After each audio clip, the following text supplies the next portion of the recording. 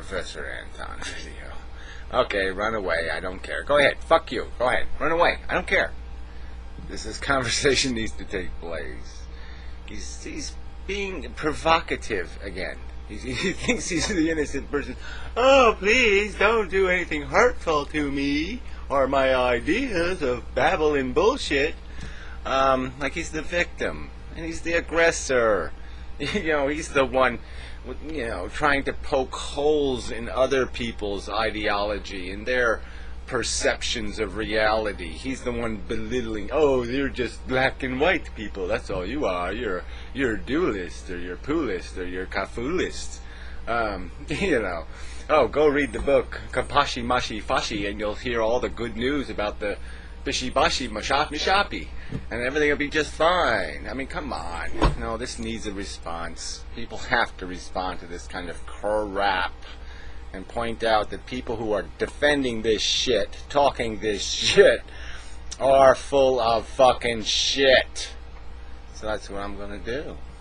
Alright, so there'll inevitably be a part 2, and it'll be about 30 minutes, and it'll be on the website. So yeah, but just go away. You can't take it. Get the fuck out of the kitchen, baby. Alright, this is the real deal, man. This is about what life the fuck is. Not fantasies, not mush, not bullshit. But what the fuck are we? Why are we fucking here? How did we get fucking here? How do we manage ourselves? How do we contain this thing in some kind of reasonable way, this thing called consciousness? How do we manage it? How do we take responsibility for having it? How do we apply it appropriately? You're not going to do it with this crap ideology, this fucking plastic silverware crap. Just ain't going to spread the butter. That's the stupidest metaphor ever, but I like it. Anyway, let's get to the crap. I admit that I think there is a real problem out there with people using a bunch of highfalutin language and being obscurantist, that is, making things obscure and confusing the issue. But I don't think You even had to use a word like obscurantists? So in a critique of people being too obtuse in their language, you had to use obtuse obscurantist language? Come on, you had to invent a word in your critique of people inventing words? Oh, damn you for this bullshit. Me, that's the real difficulty of YouTube. It's like YouTube is, it's Christmas season, so I thought it might be fun to give it. It's kind of like it's the island of misfit toys. So, oh yeah, right. Yeah, compared to the real world where the real people live, where just pick a name. Britney Spears, yeah, that's real life. Tiger Woods, yeah, that's real life. What's on the news, yeah, that's real life. Oh, come on. Reality shows, yeah, that's real life. Come on. It doesn't get... You're not going to find...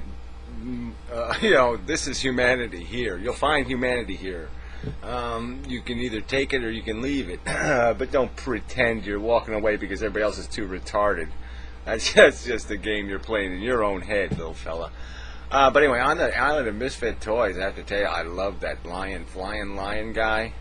Okay, I mean, that was my hero when I was a kid. I was like... Oh, look at that. He's getting all the little fucktards out of the closet and out of the basements and out of the attics. He's saving all the little fucktarded toys. He's putting them on an island of shit where they just sit around little fires. But, he's getting them out of the closet. That was good. So, I like that guy. My hero. Misfit toys all floating around on YouTube. I'm implicating myself, I guess, but there's so many other people out there. They're misunderstood. It's funny, Artie Lang has some great stuff where he talks about understanding and meta-understanding. That is, you have a view of yourself, but part of your view of yourself is what you take to be others' view of you.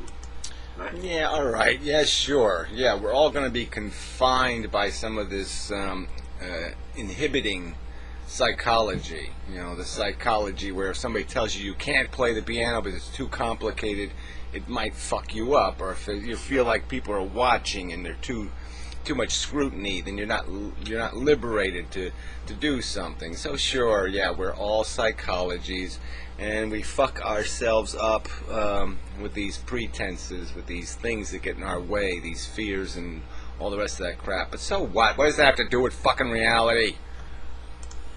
Yeah, others' view of you is part of how you come to think of yourself. Now, those people out there who think that they're just a little island and they want to say, oh no, I'm over here and I don't care at all what other people think. There's a great truth to that, and we want to understand that. There's so much that we've been talking about. I don't even know who you're talking about or what you're talking about. I mean, could you be a little more explicit? I mean, why can't you just name names? It's goddamn screen names anyway.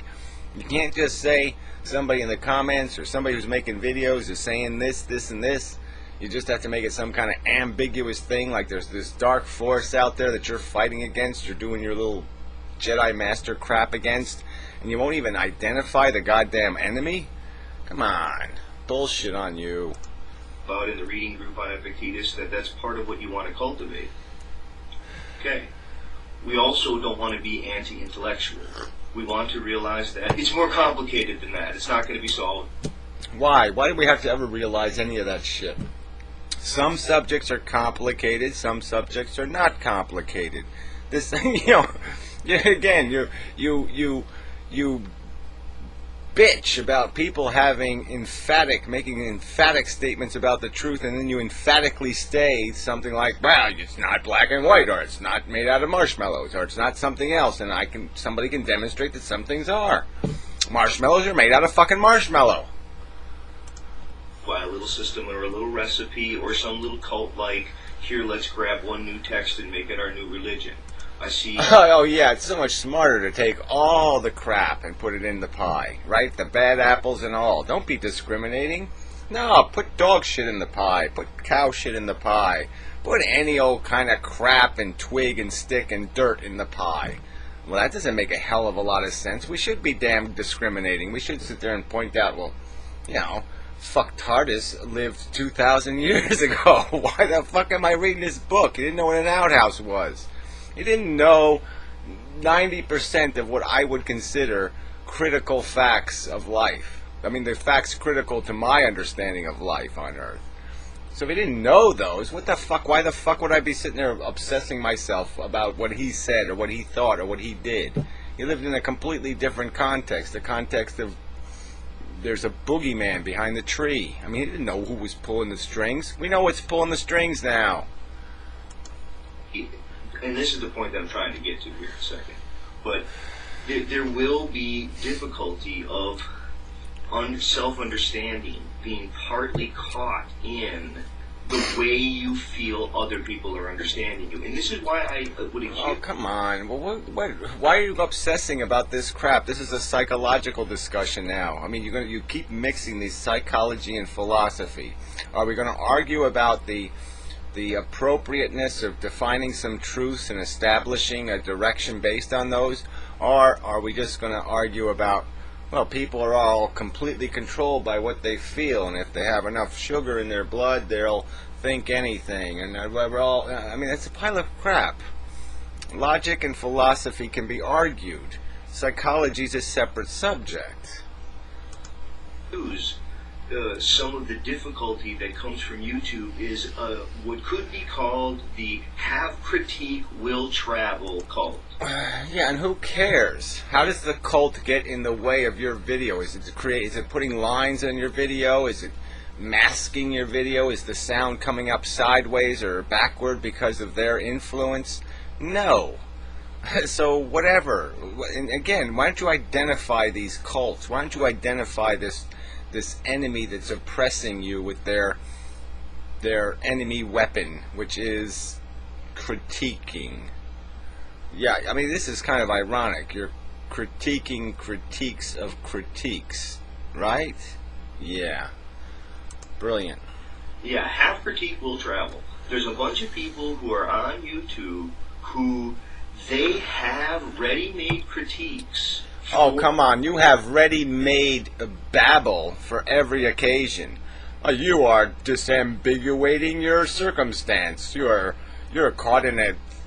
what do you call it? an equilateral disambiguation or something. I mean, you got your own little catchphrases based on your whatever it is, your cult philosophy. So that's just, it's just a pile of shit. I mean, you've even used it. You've used the same fucking goddamn technique. I've seen you put that disambiguation crap in comments, accusing other people of it, doing your critiquing with your standard. Now I'm gonna flip out my disambiguation gun and shoot them with it again. So bullshit on you again. You are such a fucking hypocrite. For certain views, and then when they're listening to other people, it's like they're hunched up listening to hear what, if they can find a moment to sort of launch into their critique, because it's like they're listening for what they have a ready-made critique of. Oh, please. No, they're listening for some way to communicate with these other human beings.